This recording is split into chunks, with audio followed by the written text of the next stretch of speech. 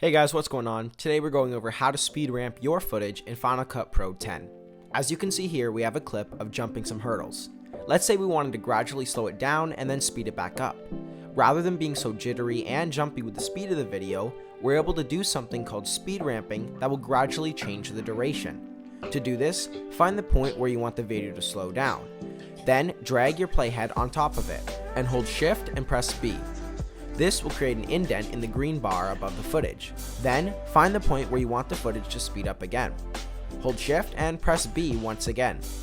And then press on the little downward facing arrow to adjust the speed. And just a heads up, if the arrow isn't coming up, then you just have to simply zoom in on your timeline till it does. Hover over whatever action you want to do. In this case, we want to slow down the clip, so we're going to hover over slow and then press 50%. You'll now see that there are 3 different colors in the retime bar. Green means normal speed, gray means it's gradually slowing down, then orange means it's slowed down all the way. And there you have it, a speed ramp. Now let's say you wanted to make the gradual slowing down portion faster. Then just click and drag this gray bar and adjust it to whatever length you find comfortable.